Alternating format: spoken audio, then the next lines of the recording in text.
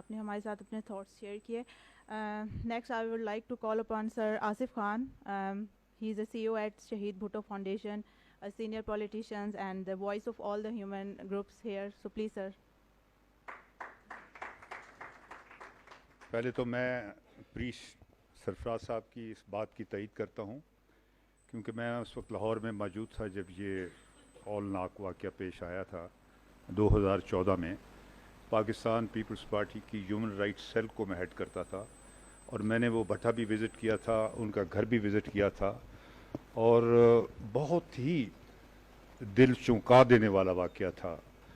اینٹوں کے بٹھے میں وہ ایسا پوائنٹ ہوتا ہے جو مٹی کو پتھر بنا دیتا ہے.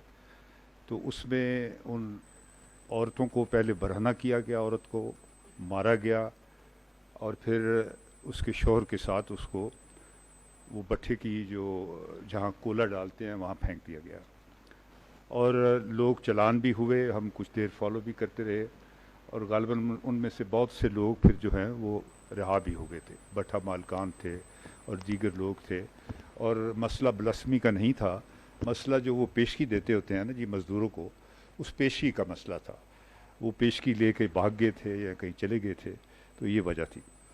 تو ویری رسپیکٹیبل بیٹھے ہوئے پریزیڈیم پہ لوگ, ہمارے لیڈران, خواتین و حضرات, میں انتہائی معذرت خواہ ہوں کہ آج جو سینٹر آف اٹریکشن ہے, جو مین ہمارے پروفیسر تیمور صاحب ہیں, جن کی وجہ سے آج ہم ہیومن رائٹ ڈے میں کو دوبالا کر رہے ہیں اپنے لال بینڈ سے بھی, تو ان کو میں نے اسٹیج پہ ابھی تک نہیں بلایا کیونکہ مجھے علم ہے کہ یہ ایک بڑے جینیون مارکسسٹ ہیں, تو ان کے لیے یہ میٹر نہیں کرتا اسٹیج میں پہلے بلایا جائے یا بعد میں بلایا جائے. پروفیسر صاحب اصل میں مسئلہ یہ ہے کہ ہمارا اسٹیج بڑا چھوٹا ہے, تو ہر بار میں ہی نیچے چلا جاتا ہوں. تو اب بھی میں تقریر کر کو اپنی نشست آپ کو دوں گا, اگر محسن ڈاور صاحب آئے تو وہ وہاں بیٹھ جائیں گے.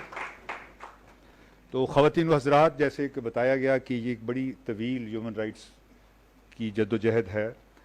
5000 جو سویلائزیشن کا پیریڈ ہے ریکارڈڈ, اس میں بڑے بڑے دانشور پیدا ہوئے جنہوں نے ہیومن رائٹس پہ کام کیا. بادشاہوں نے کیا, اسکالرز نے کیا, فلاسفرز نے کیا, جس میں نام بھی میں آپ کو گنوا دیتا ہوں. ہمارے prophet peace be upon him Christ تھے, بدھا تھے, کانفیشس تھا, سوکریٹیز تھے, ارسٹوٹل تھے, کانفیشس تھا. بہت بڑے لوگوں نے, انہوں نے ساروں نے بڑی بڑی کنٹریبیوشن کی. لیکن جب یہ نیشن سٹیٹ کا سلسلہ شروع ہوا 18ویں صدی کی آخر میں, تو پھر یہ ہیومن رائٹس کا جو کانسیپٹ ہے یہ بڑا کھل کر سامنے آیا. اور میں یہ سمجھتا ہوں اس میں میرے حال لوکی کا مجھے تیمور کریکٹ کرے گا, اس کا ایک بڑا کردار تھا جو 1668 میں جو گلوریس ریولوشن آیا برطانیہ میں, جہاں بادشاہت کے اختیارات کو محدود کیا گیا. اور اس کے بعد پھر روسو کا بڑا کردار تھا. وہ اس کو کہا جاتا ہے کہ he philosophy was bible of French revolution, تو اس نے بھی بڑا رول پلے کیا. اس طرح یہ سارے اپنا اپنا رول پلے کرتے رہے. لیکن یہ جو ہیومن رائٹس انٹرنیشنل ڈے ہے جو آج کے دن 1948 میں رات کے اندھیرے میں یہ پاس ہوا, اور اس کا کوئی بھی ڈائسینٹنگ ووٹ نہیں تھا, کسی نے بھی اس کی مخالفت نہیں کی. اور روزولٹ کی بیوی نے غالباً اس کی صدارت کی تھی اس اجلاس کی جس میں یہ پاس ہوا. اور روزولٹ نے بڑے فخر سے کہا کہ یہ 4 ایف ہیں جس کی یہ دوسری جنگ عظیم میں جو ہم نے اچیو کیا ہے. پہلی ہے کہ ہم فریڈم آف ایکسپریشن ہے, اسپیچ ہے, اور دوسری ہے freedom of worship by our own ways, تیسری فریڈم فرام وانٹ ہے, چوتھی فریڈم آف فیئر ہے.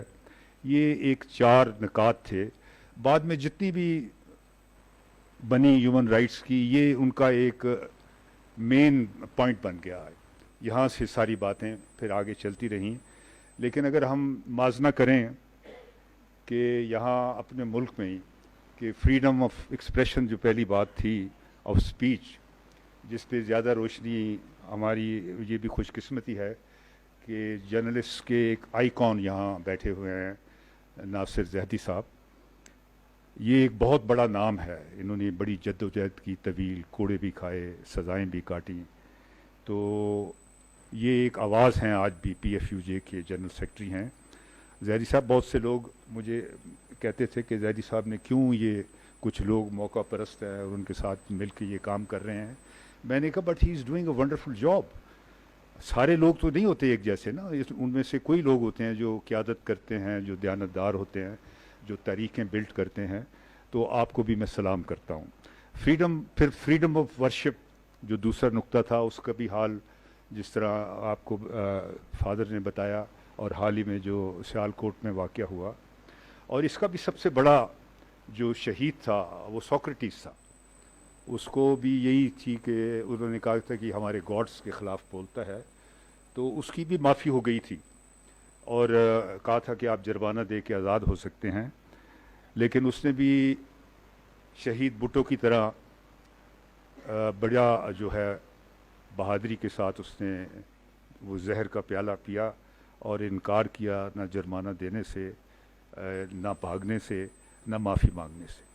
تو یہ بھی ہمارے ملک میں جو صورتحال ہے آج آپ کے سامنے ہے, جو جتھے بنے ہیں اور جو حال ہی میں لشکر بنے ہیں, اور اس کا کون خالق کون ہے, ان کو بنانے والا کون ہے, ان کے پیچھے ان کے فور فادرز کون ہیں, نیریٹو یہ کس کا ہے.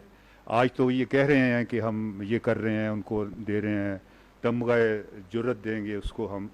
وہ جو لڑکا ہے جس نے وہاں اس کی جان بچانے کی کوشش کی, تو 2 لڑکے تھے غالباً.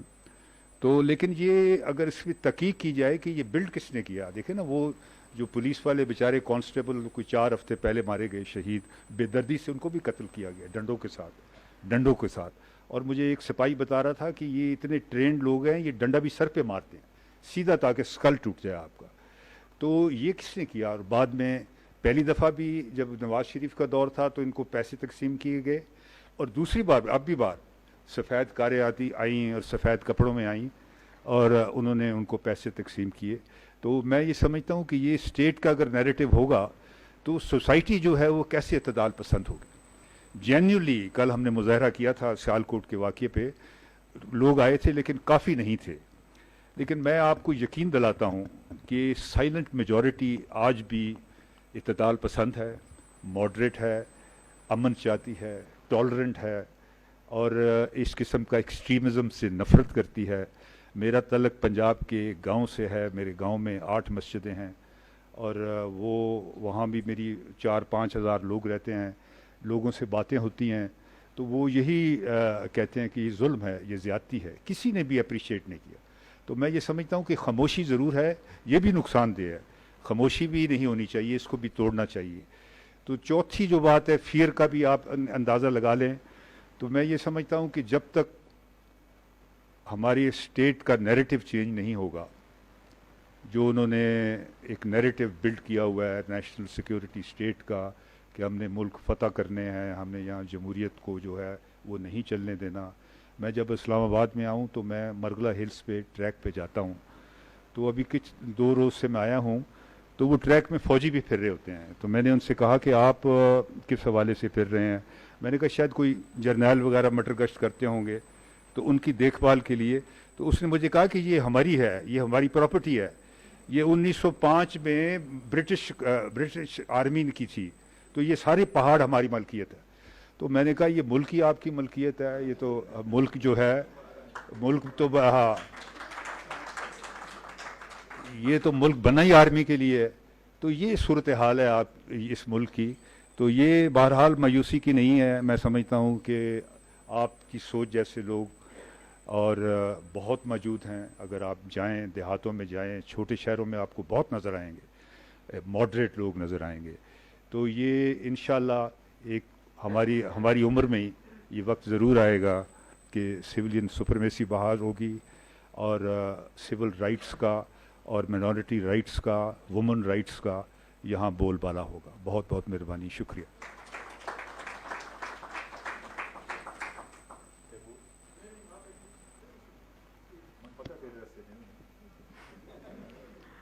تھینک یو سو مچ سر, آپ نے اپنے خیالات کا اظہار کیا. Next I would like to call upon mister